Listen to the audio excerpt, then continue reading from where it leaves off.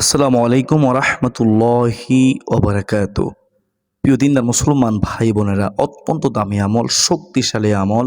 প্রিয় দর্শক, সকাল এবং সন্ধ্যায় ফজর এবং মাগরিবের নামাজের পর একটি জিকির করলে আল্লাহ তাআলার আরশে আজিম পর্যন্ত কাঁপতে থাকে এবং তার জন্য মহান আল্লাহ তাআলা দরবারে দোয়া করতে থাকে। যতক্ষণ না পর্যন্ত তার দোয়াকে কবুল করা হয় ততক্ষণ পর্যন্ত কাঁপতে থাকেন আর দোয়া করতেই থাকেন মহান আল্লাহ তাআলার দরবারে। সুবহানাল্লাহ। প্রিয়দিনদার মুসলমান ভাই বোনেরা, আল্লাহ তাআলার আরশে আজিমে একটি বিশেষ নূরের খুঁটি রয়েছে। যখন কোনো বান্দা অথবা বান্দি দুনিয়ায় বসে এই জিকিরটি পাঠ করে, সঙ্গে সঙ্গে এই জিকিরের আওয়াজ মহান আল্লাহ তাআলার আরশে আজিমে গিয়ে ধাক্কা লাগে, যার কারণে আল্লাহ তাআলার আরশে আজিমে থাকা সে বিশেষ নূরের খুঁটিটি কাঁপতে থাকে, দুলতে থাকে। তখন মহান আল্লাহ তাআলা খুঁটিকে এ অবস্থায় দেখে খুঁটিকে জিজ্ঞাসা করেন, ও খুঁটি, তুমি কেন কাঁপো? এর কারণ কি? খুঁটি বলে, হে আল্লাহ, হে আমার রব, আপনার একজন বান্দা অথবা বান্দি দুনিয়ায় বসে বসে এই জিকিরটি পাঠ করেছে, যার কারণে আমি কাঁপতেছি। আল্লাহ তাআলা সাথে সাথে খুঁটিকে বলেন, ও খুঁটি, তুমি তোমার কাফা বন্ধ করে দাও, থেমে যাও। তখন আরশে খুঁটি বলে, হে আল্লাহ, আমি আমার কাফা থামাতে পারবো না যতক্ষণ না পর্যন্ত আপনি তাকে ক্ষমা করে দিবেন। বলুন না সুবহানাল্লাহ।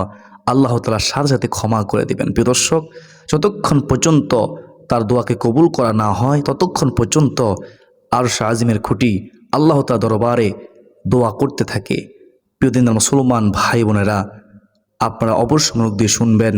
এই জিকিরটি হলো সর্বশ্রেষ্ঠ জিকির, উত্তম জিকির, যে জিকির পাঠ করলে আসমানের সমস্ত রহমতের দরজা খুলে যায়, আল্লাহ তাআলার দয়ার দরজা খুলে যায়।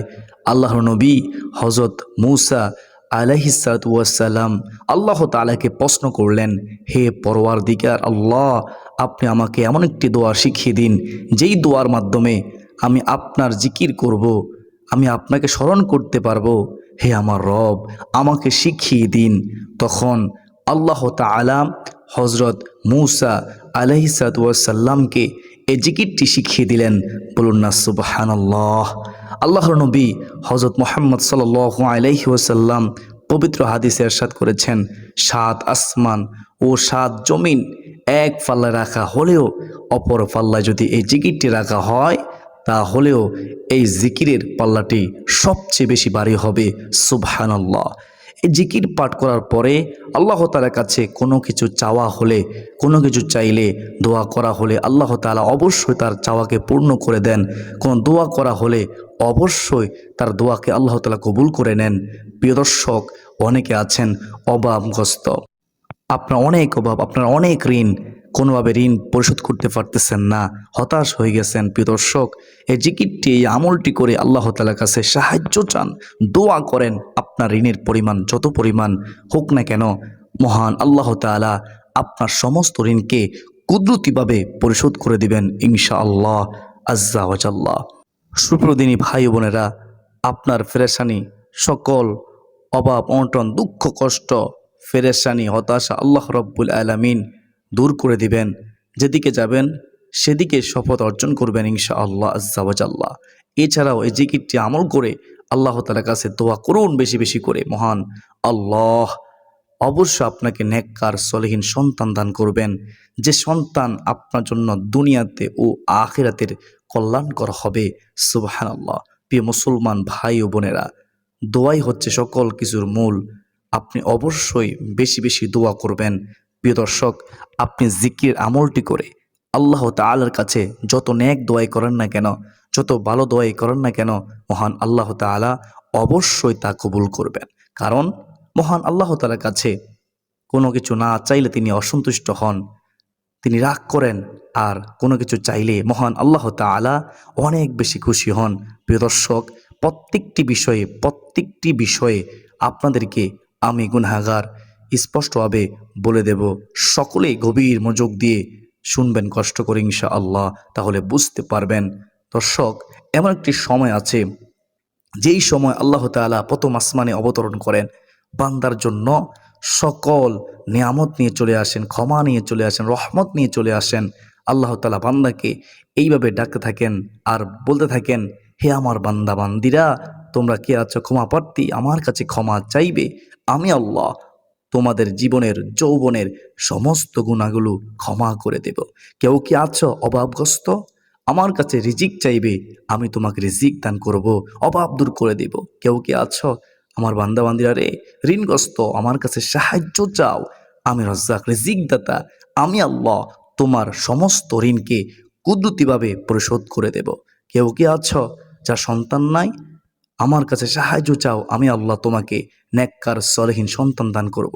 বলুন না সুবহানাল্লাহ, সুবহানাল্লাহি ওয়া বিহামদিহি, সুবহানাল্লাহিল আযীম। প্রিয় দর্শক, প্রত্যেকটি বান্দারকে এভাবে নাম ধরে ধরে আল্লাহ তাআলা ফজর পর্যন্ত ডাকে থাকেন আর বলতে থাকেন। আর সেই সময়টি হলো রাতের শেষ তৃতীয়াংশে, যেমন ধরুন 2টার সময় অথবা 3টার সময়। এই সময়ে 2 রাকাত তাহাজ্জুদ নামাজ পড়ে যদি এই জিকির আমলটি, এই সর্বোত্তম জিকির আমলটি যদি আপনারা করতে পারেন, আপনার আমার কপাল ভাগ্য খুলে যাবে, ভাগ্য পরিবর্তন হবে। আপনি যা চাইবেন আল্লাহ তাআলার কাছে তাই পাবেন। আল্লাহ তাআলা আপনার দোয়াকে কখনোই খালি হাতে ফিরিয়ে দিবেন না, ইনশাআল্লাহ আজ্জা ওয়া জাল্লা। প্রিয় দিনদার মুসলমান ভাই ও বোনেরা, আপনি যদি তাহাজ্জুদ নামাজের পরে এই আমলটি করতে না পারেন, আপনি ঘুমের কারণে করতে পারলেন না, দেরি হয়ে যায়, আপনারা তাহলে ফজরের নামাজের পর আমলটি করুন। তারপর যদি আপনি আমলটি করতে না পারেন, তাহলে মাগরিবের নামাজের পরেও আমলটি করুন। এই আমলটি তাহাজ্জুদ নামাজের পরে কীভাবে করবেন প্রিয় দর্শক, ফজরের নামাজের পরে কীভাবে করবেন, এই আমলটি আপনারা মাগরিবের নামাজের পরে কীভাবে করবেন, সন্ধ্যায় এই আমলটি কীভাবে করবেন, প্রত্যেকটি বিষয় আপনাদেরকে বলে দেব। আপনি যদি তাহাজ্জুদ নামাজের সময়, তাহাজ্জুদ নামাজের পরে এই ফজিলতপূর্ণ এই আমলটি করতে পারেন, সবচেয়ে বেশি উত্তম হবে। এজন্য যথেষ্ট চেষ্টা করবেন প্রিয় দর্শক, তাহাজ্জুদ নামাজের পরে এই আমলটি করার জন্য। আপনি যদি তাহাজ্জুদ নামাজের পরে এই আমলটি করেন, তাহলে নিয়মটি ভালো করে মনোযোগ দিয়ে শুনবেন। প্রথমে আপনি ঘুম থেকে উঠবেন, উঠে যাওয়ার পরে আপনি উঠবেন রাত 2টার সময় অথবা রাত 3টার দিকে। কারণ এই সময় আল্লাহ তাআলা প্রথম আসমানে বান্দার জন্য সকল রহমত নিয়ে, ক্ষমা নিয়ে, মাগফিরাত নিয়ে, রিজিক নিয়ে আল্লাহ তাআলা চলে আসেন। আল্লাহ তাআলা বান্দাকে এভাবে ডাকতে থাকেন ভোর পর্যন্ত। এজন্য চেষ্টা করবেন 2টা অথবা 3টার সময় ঘুম থেকে উঠার। প্রিয় দর্শক, ঘুম থেকে উঠে কি করবেন শুনুন। ঘুম থেকে উঠে প্রথমে মেসওয়াক করবেন। যদি মেসওয়াক না থাকে তাহলে আপনি অবশ্যই ব্রাশ করবেন। তবে মেসওয়াক করা হচ্ছে সুন্নাহ, আমার নবীজির আদর্শ, মেসওয়াক করা হচ্ছে উত্তম। অতঃপর উত্তম রূপে ওযু করবেন। ওযুর পূর্বে একটি বিষয় অবশ্যই খেয়াল রাখবেন প্রিয় দিনদার মুসলমান ভাই ও বোনেরা, অবশ্যই লক্ষ্য করবেন সেটা হলো নিয়ত করা। ওযুর পূর্বে নিয়ত না করলে ওযু সহিশুদ্ধ হয় না প্রিয় দর্শক, ওযু পরিপূর্ণ হয় না। এজন্য অবশ্যই ওযুর পূর্বে নিয়ত করবেন। আপনি যদি ওযুর দোয়া না করেন, তাহলে মনে মনে নিয়ত করবেন, আমি আল্লাহ তাআলার সন্তুষ্টির জন্য, আল্লাহ তাআলাকে খুশি করার জন্য ওযু করছি। এটাই হলো নিয়ত। নিয়ত হয়ে যাবে। অতঃপর বিসমিল্লাহির রহমান রহিম পাঠ করে ওযু শুরু করবেন। উত্তমভাবে ওযু করবেন। তারপর উত্তম ওযু করবেন। ওযু শেষ করে ডান হাতের শাহাদাত আঙ্গুল আসমানের দিকে ইশারা করে মহব্বতের সাথে একবার আপনি কালিমায়ে শাহাদাত পাঠ করবেন। এভাবে ওযুর পরে কালিমায়ে শাহাদাত পাঠ করলে আল্লাহ তাআলা এত খুশি হয়, আপনার জন্য জান্নাতের 8টি দরজাই খুলে দিবেন। আপনি যেই দরজা দিয়ে ইচ্ছে সেই দরজা দিয়ে জান্নাতে প্রবেশ করতে পারবেন। অতঃপর প্রিয় দর্শক, ওযু শেষ করে কালিমায়ে শাহাদাত পাঠ করে আপনি পবিত্র স্থানে গিয়ে একটি জায়নামাজ বা একটি পরিষ্কার কাপড় বিছিয়ে নেবেন। সেখানে 2 রাকাত তাহাজ্জুদ নামাজ আদায় করবেন একমাত্র আল্লাহকে সন্তুষ্টি করার জন্য। নিয়ত করবেন কীভাবে, আমি আল্লাহ তাআলাকে সন্তুষ্টি করার জন্য কিবলামুখী হয়ে 2 রাকাত তাহাজ্জুদ নামাজ আদায় করিবার নিয়ত করছি। তাহাজ্জুদ নামাজ 2 রাকাত করে পড়া উত্তম। আল্লাহর নবী হযরত মুহাম্মদ সাল্লাল্লাহু আলাইহি ওয়াসাল্লাম 2 রাকাত করে তাহাজ্জুদ নামাজ পড়তেন। আপনি তাহাজ্জুদ নামাজ 8 রাকাত অথবা সর্বোচ্চ 12 রাকাত আদায় করার চেষ্টা করবেন।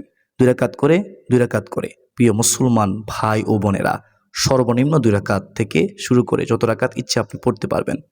তারপরে প্রিয় দিনদার মুসলমান ভাই ও বোনেরা শুনুন, তাহাজ্জুদ নামাজ শেষ করে সেই পবিত্র স্থানে বসে বসে আমলটি করবেন মহাব্বতের সাথে। এই সর্বোত্তম জিকির আমলটি করবেন। প্রথমে একবার দুরূদ ইব্রাহিম পাঠ করবেন মহাব্বতের সাথে।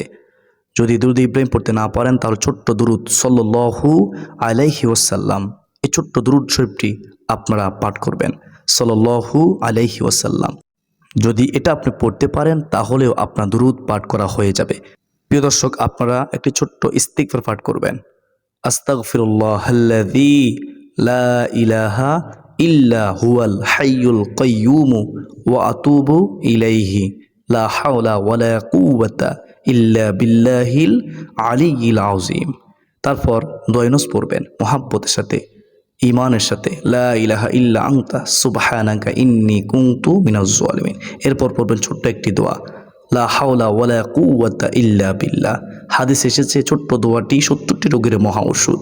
এরপর যে জিকিরটি আপনারা পড়বেন, যে জিকির একবার পাঠ করলে একমাত্র আল্লাহ তাআলাকে খুশি করার জন্য পাঠ করলে, ঈমানের সাথে পাঠ করলে, মুহাব্বতের সাথে পাঠ করলে মহান আল্লাহ তাআলার আরশে আজিম পর্যন্ত পৌঁছে যায় এবং তার জন্য আল্লাহ তাআলার দরবারে দোয়া করতে থাকে সুবহানাল্লাহ। আর সে জিকিরটি হলো লা ইলাহা ইল্লাল্লাহ। এটি আপনি ওই সময় 100বার পাঠ করবেন। তারপরে আবার একবার দুরূদ ইব্রাহিম পাঠ করবেন মুহাব্বতের সাথে, ঈমানের সাথে। প্রিয় দর্শক, তারপর আল্লাহর কাছে খাঁটি দিলে দোয়া করবেন। তাহাজ্জুদ নামাজের সময় আমলটি করতে যদি আপনি না পারেন তাহলে কি করবেন? ঘুম থেকে উঠতে যদি আপনার দেরি হয়ে যায় তাহলে ফজর নামাজের পরে এই আমলটি করবেন। তারপরও যদি আপনি আমলটি করতে না পারেন তাহলে মাগরিবের নামাজের পরে এই নিয়মে আমলটি করবেন। প্রিয় দর্শক, অবশ্য আমলটি আপনি ছাড়বেন না। তারপর আপনি দোয়া করবেন আল্লাহ তাআলার কাছে, আল্লাহ তাআলার দরবারে দোয়া করবেন। আপনার মনের আশা আল্লাহর কাছে ব্যক্ত করবেন। অবশ্যই আল্লাহ তাআলা আশা পূর্ণ করে দিবেন, দোয়া কবুল করে নেবেন। তো প্রিয় দর্শক, এই ছিল আমাদের আজকের ভিডিও, অত্যন্ত গুরুত্বপূর্ণ একটি ভিডিওর মধ্যে যেভাবে আমলটি নিয়ম বলে দিয়েছি, যদি আপনারা না বুঝে থাকেন তাহলে ভিডিওটি আবার দেখুন মনোযোগ সহকারে, তাহলে বুঝতে পারবেন ইনশাআল্লাহ। আমি মনে করি যেহেতু আজকের ভিডিওটি অনেক গুরুত্বপূর্ণ ছিল, তাই অবশ্যই আপনারা ভিডিওটি শেয়ার করে দেবেন ইনশাআল্লাহ। আপনি কল্পনা করতে পারবেন না আপনার একটি মাত্র শেয়ারে কত মানুষ যে এই কালিমা জিকির সম্পর্কে জানবে, এই কালিমার আমল সম্পর্কে জানবে, সবসময় আমল করবে, আপনার সাওর ভাগীদার হবেন ইনশাআল্লাহ। তো অবশ্যই শেয়ার করে দিবেন। প্রিয় দিনদার মুসলমান ভাই বোনেরা, মহান আল্লাহ তাআলা আমাদেরকে এই পবিত্র উত্তম জিকিরটি, কালিমার জিকিরটি, সর্বোত্তম জিকিরটি করার তৌফিক দান করুন। সকলে বলি আল্লাহুম্মা আমিন। আসুন এ পর্যন্তই, সকলে সুস্বাস্থ্য কামনা করে বিদায় নিচ্ছি। ওয়া মা আলাইনা ইল্লাল বালাগ। আসসালামু আলাইকুম ওয়া রাহমাতুল্লাহি ওয়া বারাকাতুহু।